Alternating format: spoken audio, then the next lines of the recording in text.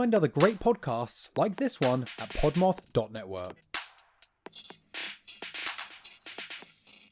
Katelyn Hart, you are having a recent new roommate, and I'm wondering how things are going between you and Alice. Yeah, thank you so much for asking. Me and Alice are getting along great.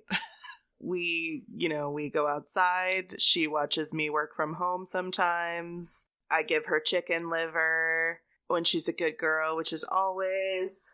She's around here somewhere. I'm so glad you and Alice are getting along. Alice the corgi. Yes. Because you posted a very cute picture on your story of Alice. And I was like, oh my God, Katelyn is a dog owner now. True. Yeah. You are a dog mom. Yeah. Yeah. I've only ever been a dog sister, I felt, before, because I had a dog growing up. Mm-hmm. And it was really more my mom's dog. For sure.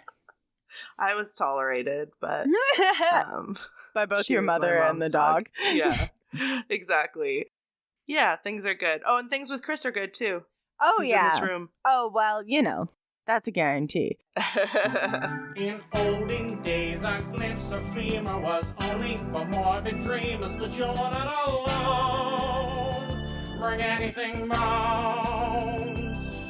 Two goofy gals with deathly interest go on a skeleton inquest in your headphones. Anything bones. Hello and welcome to Anything Bones. I'm Sophie Equine Nightmare Schwartz. And I'm Katelyn Giggling Hart. And this is the podcast where we talk about bones, criminals, corgis, and anything we want. Hi. Welcome back from a little bit of a break. Yeah. It's been a busy freaking time. Look, things have been weird, okay? We're busy, we're tired, we're doing our best. It's nice to be back recording though. It really is. And I never want to be too busy to sit down and talk about bones with you. Yeah, exactly. That's never my preferred state. No, I prefer to be in a state of merriment. And leisure, yeah. And leisure, yeah. I prefer to be luxuriating, but unfortunately, I must labor for a living. Yeah. I can't just lounge around all day thinking about our podcast. I wish I was could be of the time where someone would just pay me to be their eccentric muse.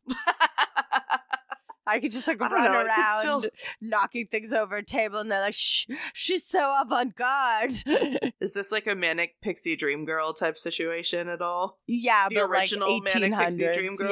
Yeah. Have you seen the movie Poor Things? No, not yet, but it just came on Hulu, so we really are going to watch it soon. Please watch it with Chris because he'll really enjoy it as well. Mm-hmm. I read the book and then watched the movie. And the book is a fantastic read as well. But it's a super good, creepy, funny, thought-provoking film. Very bone-related. Great. Yeah, it's about a woman who is a reanimated corpse. Damn. And what she goes through to become something new. Super, super relevant.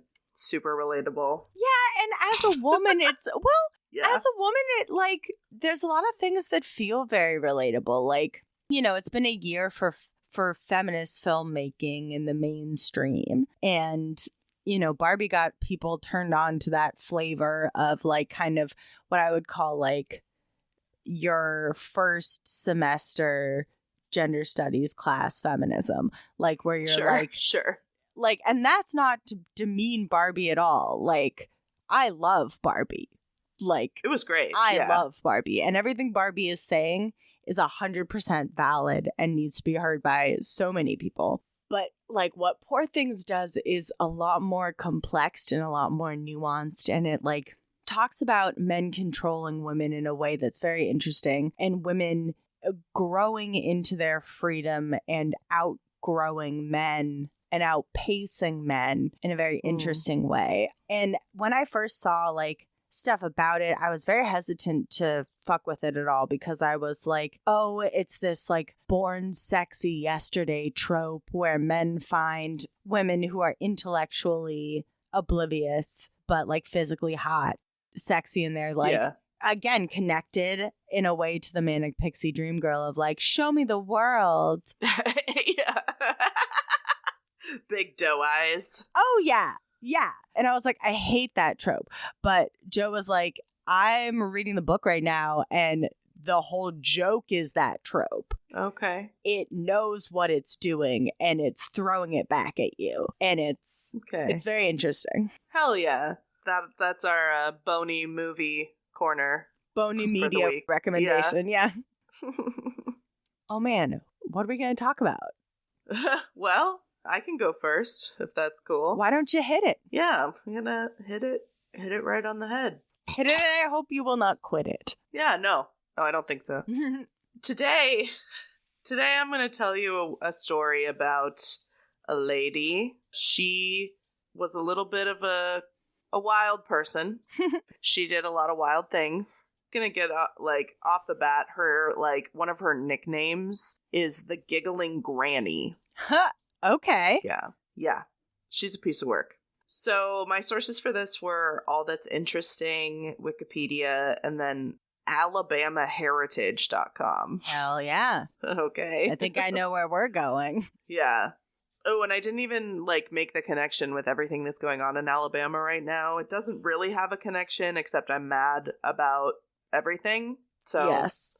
And I'm talking about the stuff with in vitro fertilization going on in Alabama right now. So I'm going to talk to you about a famous Alabama serial killer instead. Who's a woman? Yeah, I don't know. There's no tie-in. I just, my brain just made that connection. Her real name is Nancy Hazel, but she goes by Nannie, her whole life, which is kind of, it could be cute, but mostly it's just creepy and weird to me. Yeah, it's interesting to think of a 20-year-old woman going by Nannie. Yeah, I mean, it was a different time. So she was born in 1905 in a farm town called Blue Mountain, Alabama. Like I said, she was born Nancy Hazel. All of her and her 5 siblings were mostly just stayed at home and they worked on the farm. And so it doesn't sound like they had the most ideal childhood. And then at age 7, Nannie suffered a head injury. Apparently she was on a train and it stopped and she slammed her head into a pole or a part of the train. Mm-hmm. This head injury is gonna she's gonna come back to it. She's gonna bring it up a little bit later when she goes to trial. Spoiler alert. I already told you she was a serial killer. So, when she was a teenager, she did a lot of reading. It doesn't sound like she went to school, but she did learn how to read. And she would read, her favorite thing were romance novels and romance magazines, and particularly the Lonely Hearts columns, which is it was sort of a dating service back in the day. It was kind of like people taking out personal ads and getting to know each other. Via the newspaper? Yeah.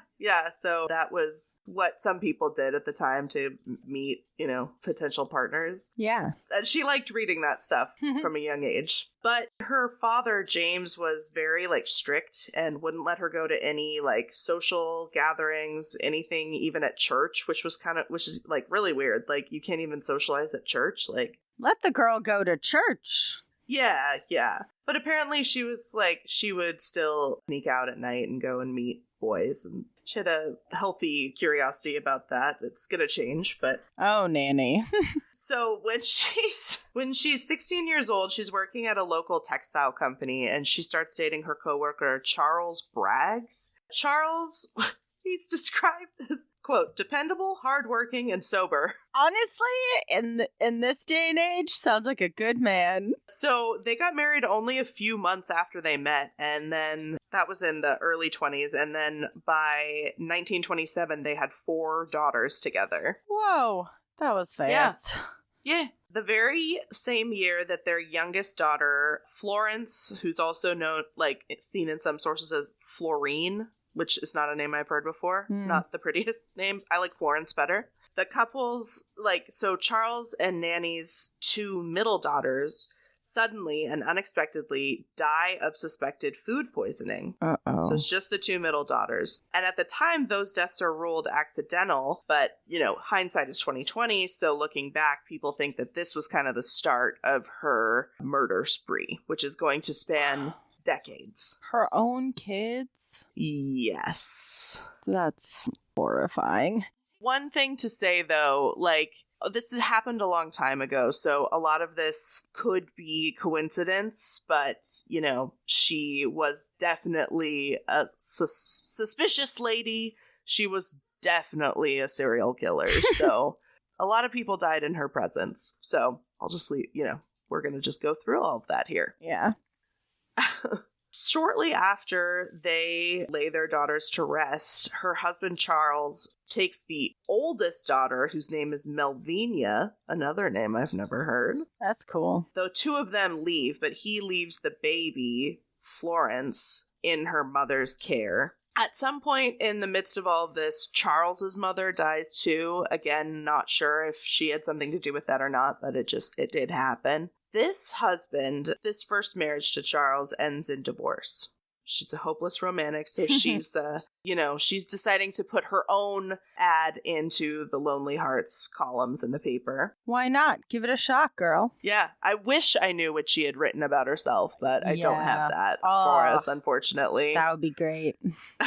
So her first, I don't know if this was her first, match from, or, whatever you want to call it, pen pal, I guess, from the Lonely Hearts Club, but Frank Harrelson answers her ad, quote, with poetry and a photograph. Oh, ho!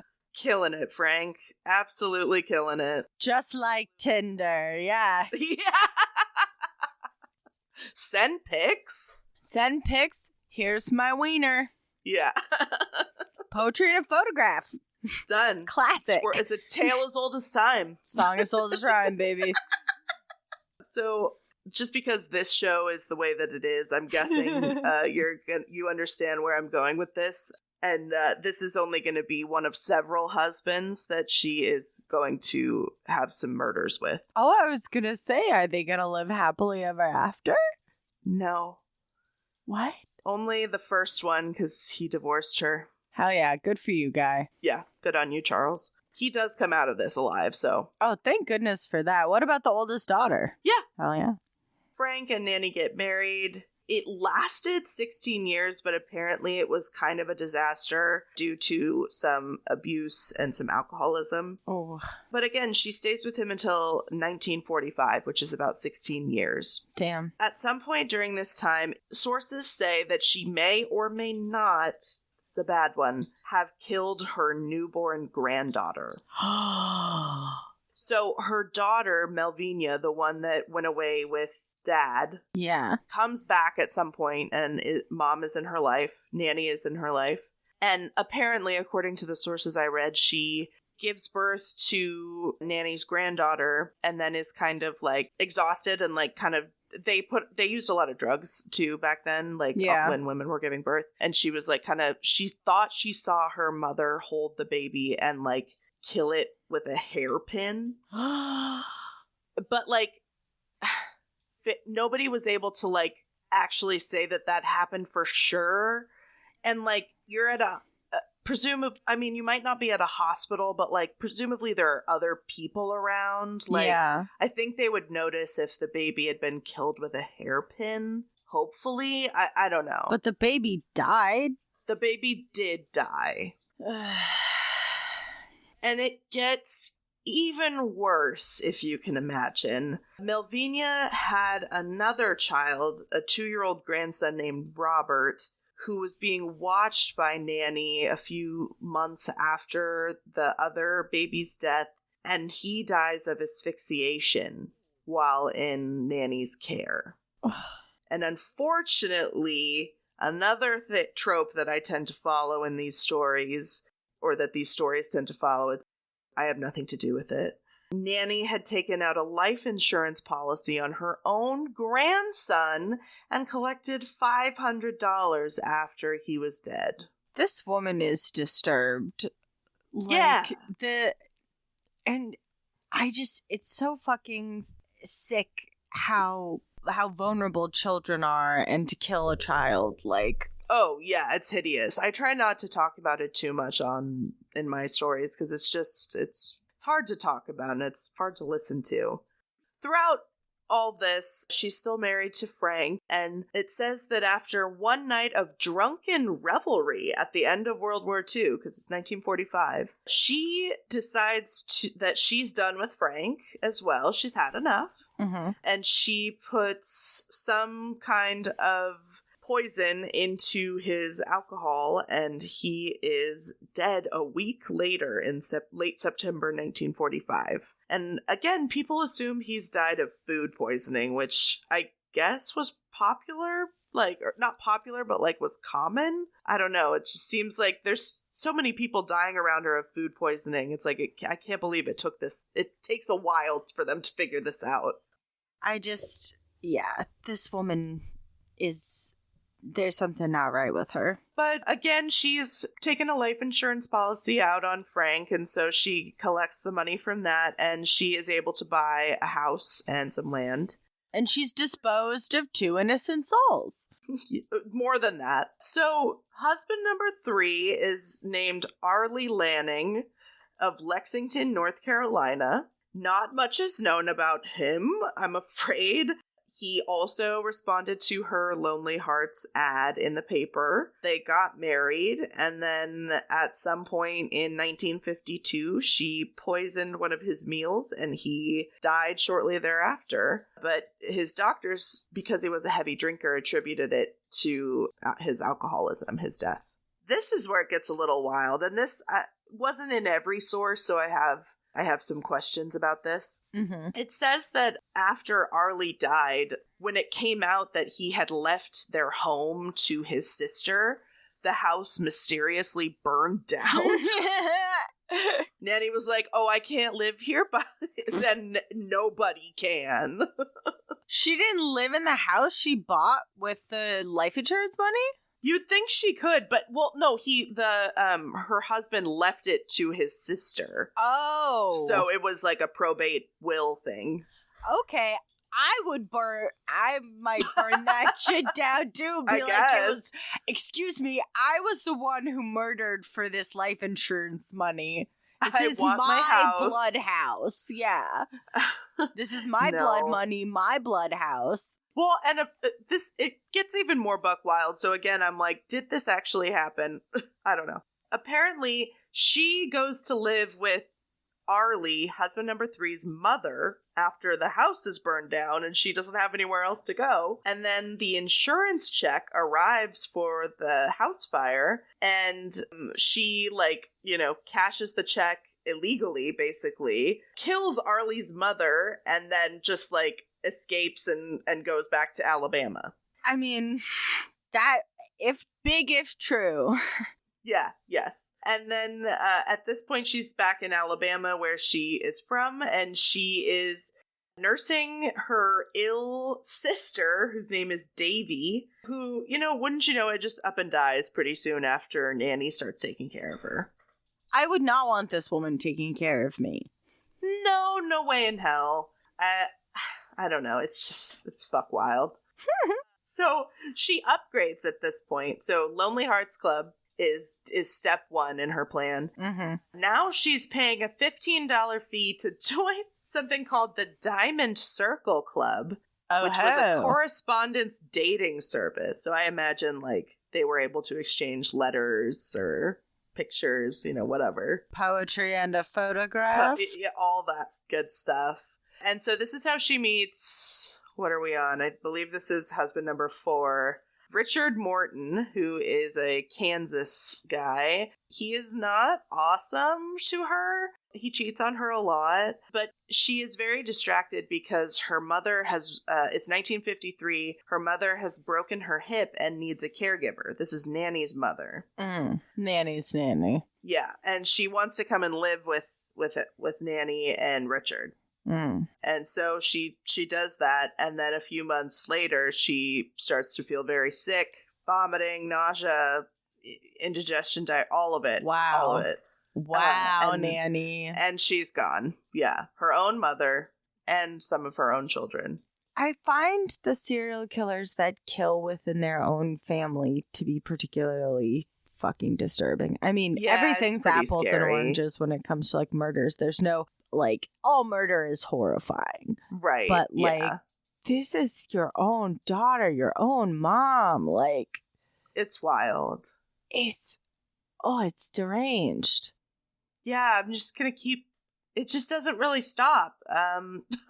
Husband number 4, Richard, she kills him by giving him coffee laced with rat poison. Oh Yeah. God, I'm so glad that I don't fucking live in a place where like people have like rat poison like just readily available, or when like Yeah. arsenic was like everywhere and you could just like buy it for like 5 cents. Like That's what's going on here is arsenic and rat poisoning is mostly what she does. God, in the 1900s and like late 1800s, people were fucking ravenous for poisoning people with this shit.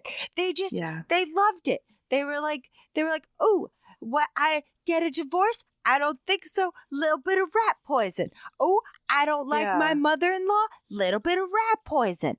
Calm down with the arsenic. Yeah. No, it's insane. It's insane. Husband number 5 rolls up. His name is Samuel Doss. And so this is her final married name. So she's generally known as Nannie Doss. By all accounts, Samuel Doss was not like as bad as some of her other husbands. She tended to choose, I don't know if it was like she was picking these, I almost wonder if she was picking bad dudes to justify her actions. Maybe, but when you wait 16 years, you can't call that a plan. No, that's true. I don't know. It's hard to wrap your brain around.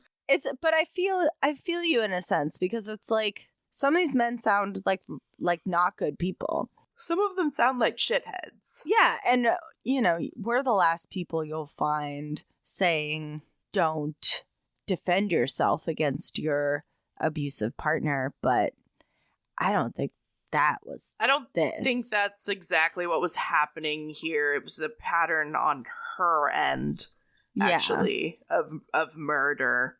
Okay, so Samuel Doss is given, this is so disgusting, a prune cake. I think she was able to hide the poison with the prunes because prunes are so disgusting. I was gonna say, was he gonna crap himself to death? And then you put it in a cake? I don't know. It's disgusting. He actually, that doesn't kill him, and he's hospitalized for about a month. And then a few days after he gets home, she gives him more poison, and he dies like right away. Now, the doctor that was treating him, they're in a small town at this point. I believe they've ended up in Oklahoma, maybe, I think is where they've ended up. She's kind of lives all over the South. And needless to say, they're in a small hospital. So this doctor that's treating her husband, like when he comes back out and is poisoned again, the doctor either like suspected that something was going on, or he was like, hold up, like this guy was fine, he shouldn't be dead. And basically talks to Nannie Doss and is like, hey, you should let me perform an autopsy. Excuse me, ma'am, your husband shouldn't be dead. Excuse me, ma'am.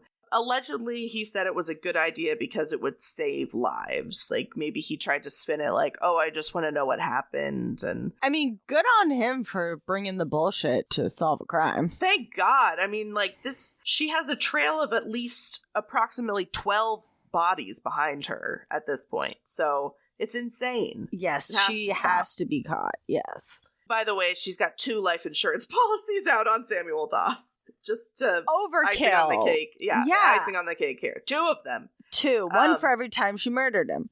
The doctor finds, just enormous amounts of arsenic in Samuel's body. And he calls the police, and she is arrested finally in 1954. Jeez. So she's really weird. Like, she in the police station, she's described as like being like kind of giggly and flirtatious. But the police officers that were interviewing her, which is kind of why she ends up getting the name Giggling Granny, because like she would give interviews in the media and she would always just be giggling. Ew.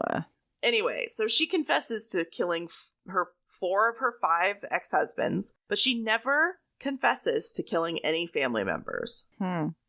However, they exhume several of her family members that died under kind of suspicious circumstances, and a lot of them had arsenic and rat poison in their bodies. Interesting. So like I said, they can't definitively prove it. She didn't confess, but she did it. Like, come on. No, they ate all that rat poison on their own. Basically, like I said, she is suspected to have killed 12 people in total. 4 ex-husbands, and then 8 other people, a lot of whom were blood relations of hers. Ugh, that's chilling.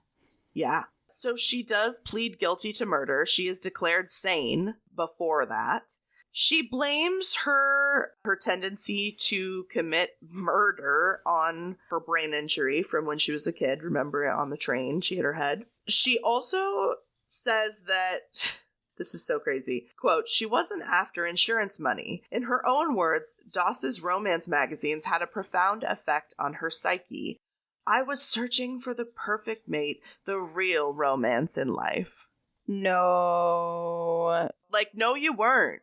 No, you weren't. Not with two life insurance policies, no, you weren't. You wanted money. You wanted to kill your husbands and get money. You and your wanted to grandchildren. kill your husbands and yeah. your children's for money. Yep, pretty much. I think it was kind of one of those things where anytime anybody crossed her or got close to learning her secret, they were dead before they alerted anybody, is my guess. Reading between the lines, I would think that you were right. She seems like an extremely deadly person, and it seemed like she did get rid of people who were not convenient for her. Seems that way. So they did not sentence her to the death penalty. She was sentenced to life in prison, and she died of leukemia in 1965, so about 10 years later, a little under. And she never, ever admitted to killing any relatives. That's so strange to me. I mean, it is and it isn't. Who would admit something like that, I guess? But she admit to the rest of the murders, yeah. You're already in jail for life. Like, why not? They could tack on more lifetimes, but you're not going to live them. What more can they do to you? Yeah, it's just like it's a weird... She just wanted to have one more secret to hold on to, I guess. I don't know. Or we'll pride never know. thing. She doesn't want people to think she's that terrible, but you are that terrible. You are. You did that. You did that. Wow. I just, in the middle of all this, I was just thinking to myself, where do you find this shit, Katelyn? Allthat'sinteresting.com. I mean, it's a treasure trove. They truly do have all that's interesting. All things interesting. And then it's like, you start there and then you fan out to other. Yeah. You find, you get the Wikipedias and then random ass shit like AlabamaHeritage.com. But I love those websites where, like, you're like, this niche little website has opened up a world to me. Yep. I had never heard of that. No. Another, I mean, I take such issue with the, like, label of, like, a Black Widow, Yeah. Like, because it really glamorizes just what is domestic violence. Like, it's not sexy domestic violence to kill your husband. No, it's not. It's horrifying and it's wrong. And like, your wife should be the person you trust, like, the most. Like, yeah, in this for world, someone who, like, for someone who read all these romance novels and claimed to, be trying to find her person, she didn't actually try that hard. She just killed them when they inconvenienced her. And she just liked to read the juicy section of the newspaper. We all like to read the juicy section of the newspaper if we still read the newspaper. Girl, lower your expectations. Jesus. Yeah, and also learn to be by yourself. That's how I found my man. I learned to be by myself and to love myself. And then love came to me. And then while you listen to an ad from Podmoth, you can just ponder what good things are going to be coming to you in 2024. I don't know. Hey, good things are coming to you in 2024. No, that's true. I'm already there. I'm having good things happen to me, so I hope it happens for everybody else. Enjoy this ad. God. So deep.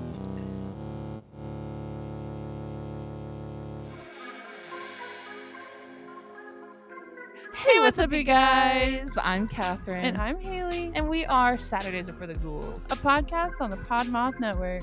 We cover all things spooky, like horror movies, true crime, the supernatural, and spooky stories. In the most chaotic way possible. So join your favorite ghoul friends every Saturday wherever you listen to podcasts. And become a spooky babe. So spooky babes, we'll see you in your nightmares. Oh, Caitlin, I wish nothing but all the best things for you in 2024. Oh, I wish the same things for you, so. Always. Oh. Beyond 2024 as well. Oh. Our friendship gives me so many amazing things. But I have something for you right now. Okay. It's a mother freaking dinosaur fact. Oh, thank God I've been missing them. You thought you weren't going to get one, but I have one for you. Good. Hit me. This one comes from my lovely partner, Joe. If you would like to submit a dino fact, submit it to the Anything Bones Instagram, and we will read it on the pod. If it's true. If it's true, I'm going to fact check you. Yeah. If it's funny, we might read that too. All right. So, the Microraptor, which means in Greek, small thief, gets its name from being one of the smallest known species of raptor dinosaurs, which are dinosaurs with bird-like qualities. And it is currently the smallest of all known dinosaurs. If it were alive today, it would weigh about 2 pounds. The Microraptor? Microraptor, baby raptor! Not even like a baby raptor, just like that was its size? Your dog and my dogs are bigger than this dinosaur. Oh my God. Cute. Can you imagine? I want a mini raptor. I know, right? But I think they still bite her and are dangerous. Oh, I'm sure. Aw. So now that we have contemplated the Microraptor, Caitlin. Yeah. Caitlin, complete the phrase with me. I'm going to give you the phrase and then we're going to complete it together. Ready? Okay. Man eating blank. Ready? Okay. 1, 2, 3. Man eating horse. Okay. Okay. We're going to be talking about man eating horses today. Wait. I'm sorry. What? Like Arabian horses? Like horses? Like ones that you ride? Like horses, the 4-legged animal, eating people, the 2-legged animal. I'm lost for words. I fell down this rabbit hole this past weekend and earlier today of instances of horses eating people. Oh my God. Like, it's really stupid, actually. I was going to ask, is it stupid? It is. I'm thinking about a horse eating a man in one whole chomp. Like a snake just detaching its jaw and just eating a man whole. But I know that's not what happened, but that's where my brain went first. I mean, God, that would be so funny. Unfortunately, it does not usually go down like that. No, it's a lot more graphic, I'm sure. It is, but I won't get into the gory details much. Because, okay, let me just do my sources real quick. Okay. So I can get into this wild pull of a topic. Hell yeah. So we got, of course, Wikipedia. We've got a medium.com. We've got equipepper.com. What? The website for the Long Riders Guild Academic Foundation. Okay. The world's first global hippological study. I don't know why that's the funniest one to me, but it is. Well, strap in for this one. The book, Deadly Equines. Okay. The shocking true story of meat-eating and murderous horses. Oh my God. I never would have thought that. I never would have thought this could happen. And the author of this is Kone O'Reilly. So this rabbit hole I fell down because horses they're big, beautiful animals, right? But they're scary. Yeah. If you've ever been in close proximity to a horse and felt their bigness and their power, they're scary. They're really scary. What sticks with me about horses is that you have to give them their food with your palm completely flat. Otherwise, their teeth are strong enough to just, like, bite your fingers off. Everything about a horse is strong. Yeah, scary. Like, except for their fucking ankles. They break one ankle and they're fucking done. And, oh my God, their hoof is a finger anyway. Whoa. Yeah, technically, it's a finger. Sorry, we could go on what is disturbing about horses all day. And it's everything. Damn. I have always been a lover of horses. I've always thought that they are beautiful. I've respected them. I did horseback riding when I was a kid. I never owned a horse or anything like that. But like, not a full-blown horse girl. No. I was like, for a time, I was a wannabe horse girl. I did not have the money or time or real dedication to be a horse girl fully. Who does? Yeah. I mean, rich people do. I know. But it's just... It's a lot of responsibility, too. You have to, like, go to the stable all the time. It sounds awful, honestly. Yeah, and so, but as a kid, I think I stopped horseback riding when I was maybe 10 or 11, but it was because I refused to hit the horse with the, like, riding crop.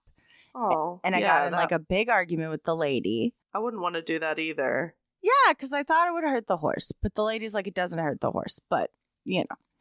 Anyway, doesn't matter. Always been fascinated by these animals, but you are right to be wary of them. Yes. Because all over the world, we actually find instances of horses eating meat and horses eating people. And whether this is, we'll go through first a little bit of mythology, and then we'll go through some historical instances, and then I will tell you a wild story. Okay, I'm ready. One of the first instances we have of horses chomping down on people would be from the myth of Hercules. Future Sophie popping in here. I say Hercules a couple times. It's Heracles. Please forgive my dyslexia and enjoy this wild story. Hercules has to do these 12 labors, right? Okay. So Heracles, not Hercules, is doing these 12 labors to atone for the crimes of killing his family in a madness set upon him by Hera, the goddess. Sure. Okay. That tracks. And so at one point, he has to go to an island and take on the mares of Diomedes. That may be incorrect pronunciation, but this is a herd of man-eating horses. Okay. So it's Hercules versus some man-eating horses. It's crazy in the same universe we have Pegasus and we have man-eating horses. Like, what makes them different? I do not know. They are very different from regular horses, I'll tell you that. They don't fly like Pegasus do. But they did eat people, and they answered only to Diomedes of Thrace, who was okay. And Hercules is like, I'm going to get these horses to listen to me. Yeah, well, he ends up meeting up with a guy named King Eurystheus, and the king is like, steal these crazy man-eating horses from this super intense guy. Yeah, totally. Take his horses that love him and only answer to him, that will eat other people like strangers who come onto the island or just people he feeds them. You, Hercules, go bring me these horses. Perfect. And Hercules, and Hercules says, chill, anything else I gotta know? And he says, yes, they breathe fire. Oh no. So Hercules is like, okay then, here I go. And he goes off to the island. And the horses do actually have names. Do you want to hear them? Yes. Podargos, which is the swift. Lampon like tampon, which is the shining. Xanthos, the yellow. And Dianos, or Dianus, and he would be the terrible.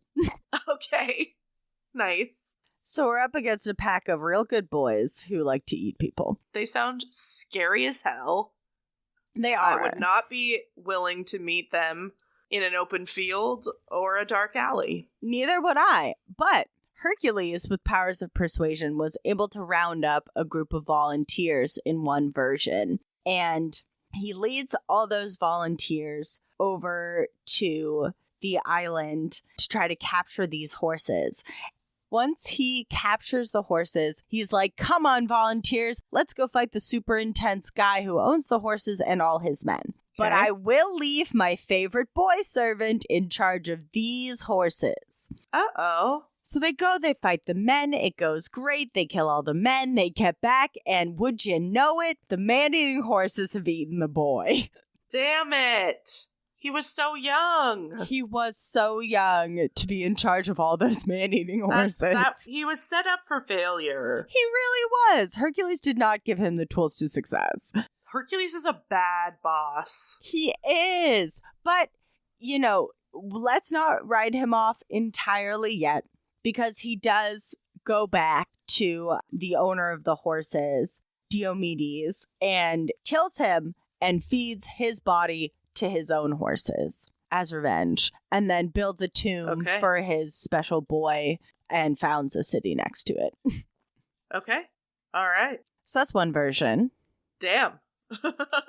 Right? In the second version, Heracles, he visits the island and he's like, I'm gonna stay awake this whole time so that none of these mating horses can sneak up on me.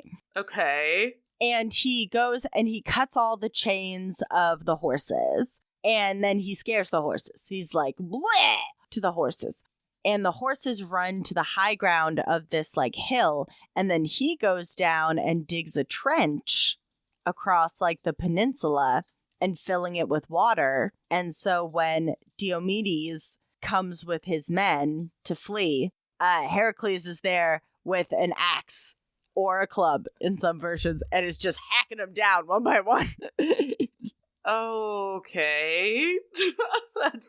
That's one way to do it, I guess. But even though these stories differ greatly, one of the things that is always included is that these horses eat people. Apparently, yeah, it's in the name, man-eating horses. And in some versions, these horses are just set free and like are like tame and like nice after Mhm. having eaten their owner. Okay. They get it. It's a one and done. Like, they get it out of their system. Yeah. And in another version, they are sacrificed to Zeus. Whoa, So, okay. you know, The horses are? Or the horses are. Oh, okay. Whoa. Okay. I'm sure people were as well, but. Well, the people that the horses ate by association, I guess. Mm-hmm. So this is probably one of the biggest myths that establishes man-eating horses in like the mythological canon. And there have been some shifting into the historical now. There have been some instances of horses eating meat in the wild, but this is usually deemed very unusual behavior for horses. Okay. And, you know, I feel like I gotta say this, but like horses are herbivores. Like they're supposed to only eat plants. Yeah, that's what I thought. Yes, exactly. But when a horse is pushed to something like starvation or is Sure. put in conditions, usually man-made conditions, Sure. horses are forced to eat meat. And their little horse tummies are not really built for it. Sure. Yeah. So they can't really survive on a sustained diet of meat. Right. Okay. But there are some notable meat-eating horses in history. I can't believe the things I say sometimes. So one example that is cited is a horse named Socks, and this was Ernest Shackleton's horse. Does the name Ernest Shackleton sound familiar? It does, but I don't know why. He is an Arctic explorer. Okay. Ernest Shackleton was an Anglo-Irish Arctic explorer who led 3 British expeditions to the Antarctic. And this horse, Socks, was the closest horse to ever, like the closest to the South Pole a horse has ever been. Okay. This horse has been. And he did a bunch of Arctic exploring with Ernest Shackleton in the early 1900s, and he ate a meat-based diet. Okay. Do you know what kind of meat? No, but it's Just just recorded that he something. would share meals with his master, Interesting. Okay. which I think is kind of cute, but Weird. weird. Weird Although- for sure. Weird when it's giving meat to a horse. Maybe they just didn't want to carry a bunch of hay. I don't know. I think it was less about that and more about the fact that, like, where they were, there wasn't vegetation to support the horse. You know what I Okay. mean? Okay. Sure. Like, a horse would normally eat grass and shrubbery and stuff along the way, but yeah. they're in the yeah. Arctic, so it's just snow. Oh, yeah. Yeah. Now that I'm really thinking about it, it kind of makes sense. Yeah. But it was able to sustain him for the time that he was exploring with Shackleton.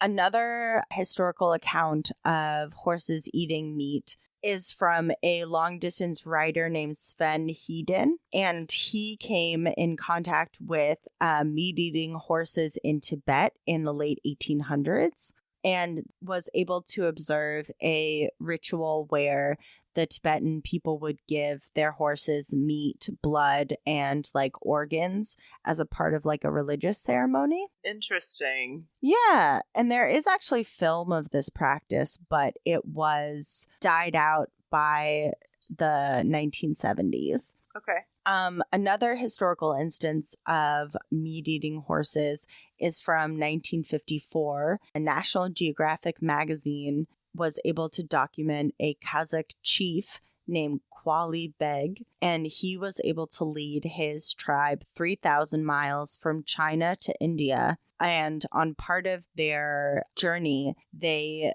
rode on specially trained meat-eating horses that were trained to survive desert conditions. So again, Damn. we're Extreme seeing weather is the theme here. Yes, when horses have to go places horses aren't supposed to be. Yeah, exactly. Yeah, and when pushed by people. And we'll see that as a major theme. In 1958, there was an American gelding that was named Freight Train. That doesn't roll off the tongue. Freight train! Are you kidding? Freight Train is an amazing name for a horse. Are you kidding me? I hopped on All right. a little Freight Train and went down to the store. Freight Train All for the right. win. Yeah, I guess It is it's a funny. mouthful, though. It is funny. All right. Does that mean he was like very big and very fast or something? It's possible.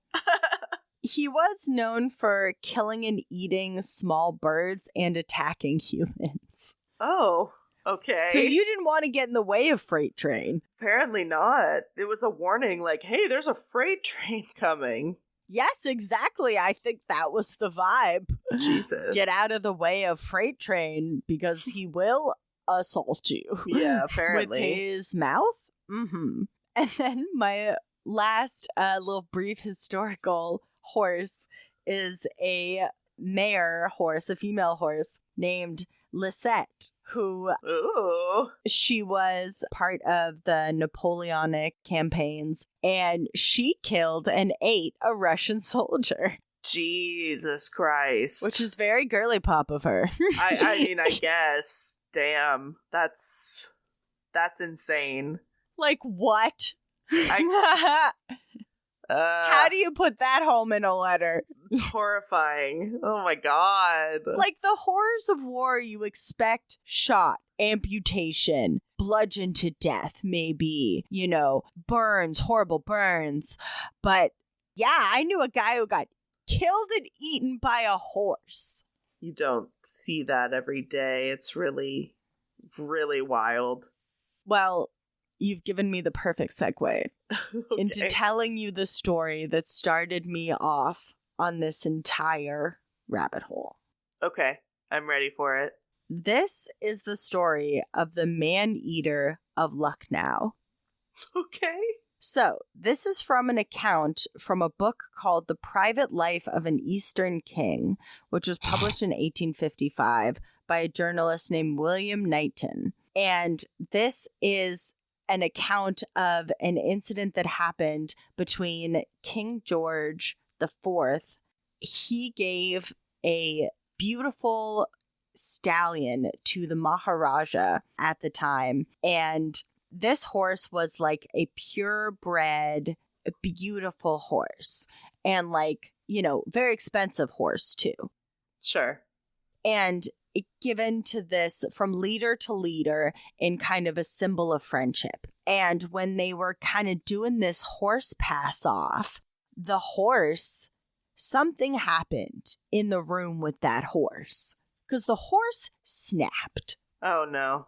And like went absolutely feral and was injuring people left and right. And once it was done killing people with its powerful horse legs and mouth, it started to consume the people. Jesus Christ. What time period was this again? This is like the 1800s. Oh my God. It was just like this rabid horse. I wonder if like it had a disease or something like that. You don't hear about something like that very often. Jesus. Yeah, it struck me. And like this account is of this journalist is from him encountering the scene. Like he wasn't like there initially. He like came across the aftermath. Jesus Christ. That is not something I would want to see.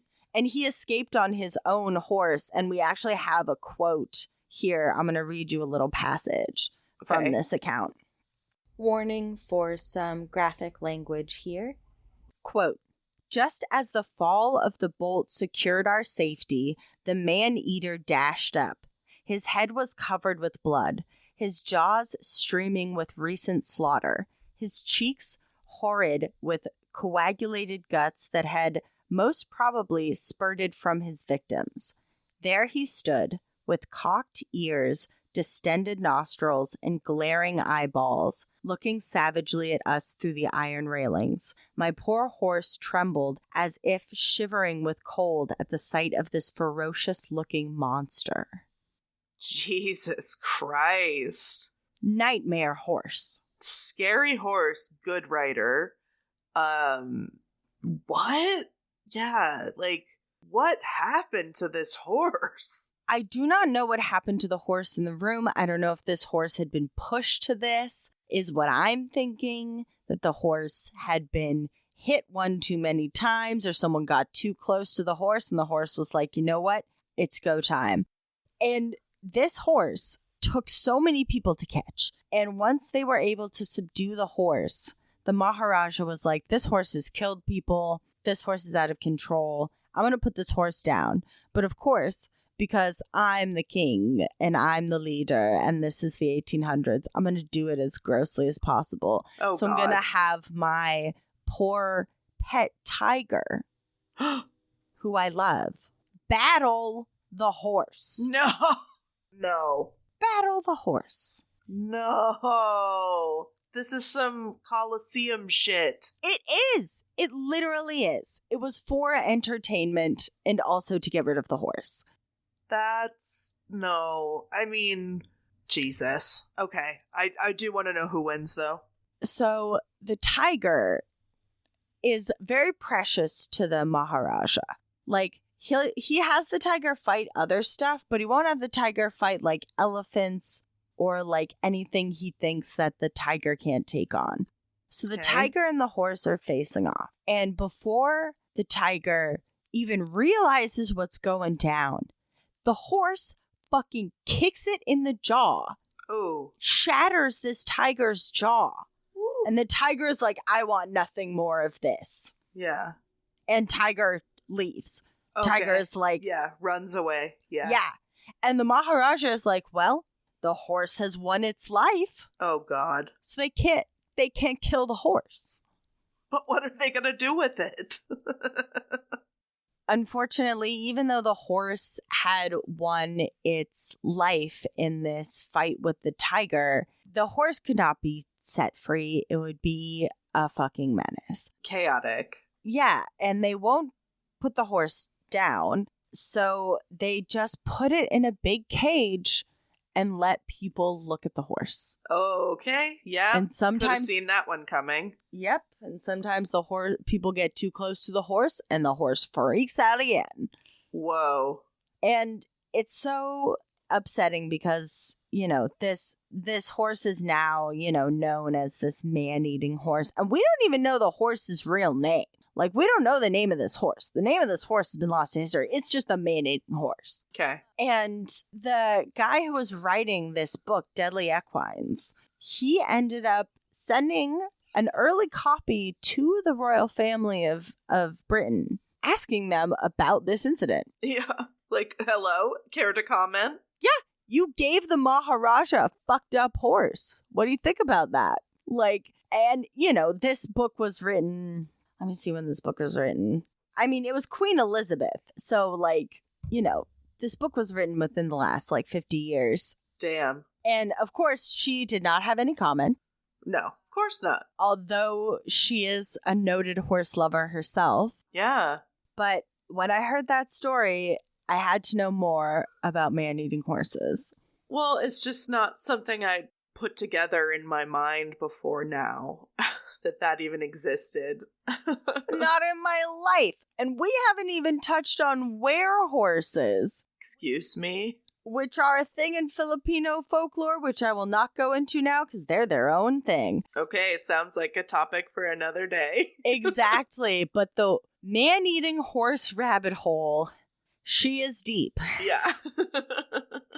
I just love the horse that ate the Russian soldier. I was like, what the hell? I mean, what the hell, girl? Yeah, that's... Yeah, I want to know more details, but I also really don't. I don't know how I feel about it. It's wild. Well, it's like I knew that pigs will eat corpses from Gettysburg and from crime, but I did not know that there were horses that ate meat. No, I hadn't thought about that at all. And they're not supposed to. Let me make that clear. Do not feed horses meat. No, give them the hay, the greens, walk them a couple times a day, fresh air. Exactly, but this story just was so alarming to me because, like, it really, like, it shows an animal absolutely pushed to, like, unnatural behavior because everything I read was, like, horses don't eat meat under natural circumstances. Like, this horse that had this episode, this man-eating horse, I shudder to think what that horse had been through in its life to be like that. Yeah, it's not a normal situation for sure, so it could have been trained to do that. Who knows? Do you think it was an assassination attempt? Maybe. That's like a long game, but maybe. Give him a wild horse, hope the horse eats him. Or like causes chaos. I don't know. Is it a really good prank? I don't know. It's not a good prank. Is it a scary prank? Yeah. I mean, we've heard of wilder assassination attempts. I guess. But that concludes my deep dive into man-eating horses. I'm speechless. I'm really glad I didn't have to follow that. It's wild. I never thought I would hear that. Because I always think of horses as so gentle. But yeah, they have a deep rage inside them, apparently. They do if you abuse them, I think. If you push them to their limits. Yeah, Ugh. I think if you push a horse to its limits, it's gonna get ugly. Yep. I so enjoyed hearing your story, and I'm so glad to be back in the bony saddle together again, riding one big, long, man-eating horse. Yeah, no, I'm into it. Thank you for this. Listeners, if you enjoyed this episode or you want to hear other episodes about bony topics that we haven't covered before, you can hit us up on Instagram. Don't forget to send your dino facts to Anything Bones on Instagram. I hope that you have a wonderful rest of your week or weekend. Take some time to be nice to your bones. Yeah, appreciate those bones. We haven't said that in a hot minute. Appreciate your freaking bones, you guys. I love you. I love you. And as always, bone voyage. Nay. No.